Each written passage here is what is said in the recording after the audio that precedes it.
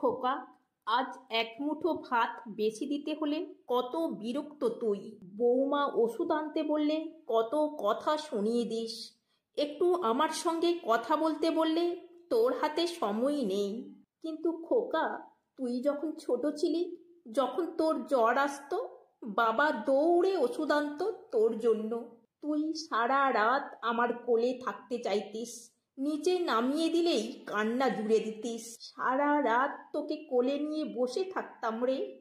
এমনকি এমনকি বাথরুম পেলেও যাওয়ার উপায় ছিল না। তখন কই আমার এত বিরক্ত লাগেনি।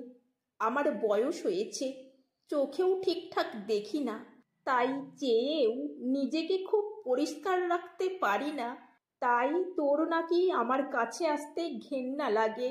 কিন্তু খোকা, আমার মনে আছে তুই যখন বিছানায় পেচ্ছাপ করে দিতিস, তখন আমি তোকে শুকনোতে শুইয়ে নিজে ভেজাতে শুয়ে থাকতাম, যাতে তোর কোনো কষ্ট না হয়।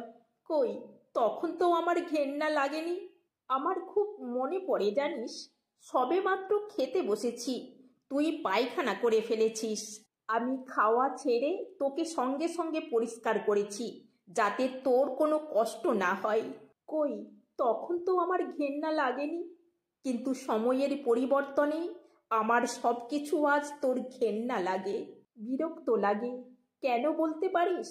এত কথা শুনে বৃদ্ধার ছেলে সমরেশবাবুর উত্তর হলো, এরকম কাজ সব মাই করে থাকে, মা করবে না তো কে করবে?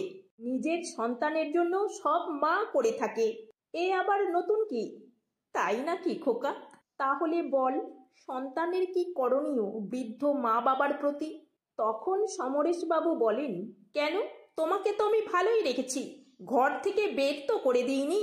কত ছেলে মেয়েকে দেখেছি মা বাবাকে বৃদ্ধাশ্রমে রেখে দেয়, রাস্তায় ফেলে দেয়, আমি তো সেটা করিনি।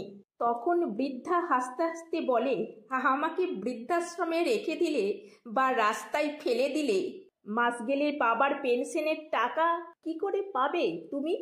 মায়ের মুখে এমন কথা শুনে সমরেশবাবু খানিকটা ঘাবড়ে যান।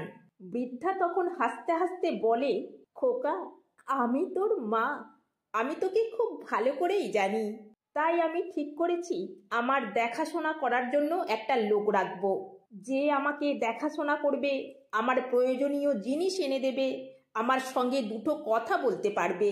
তোর কাছে শুধু আমার একটাই অনুরোধ, তুই আর বাবার পেনশনের টাকাটা নিবি না। ওই টাকা দিয়েই আমি আমার দেখাশোনা করার জন্য একজন লোক রাখবো।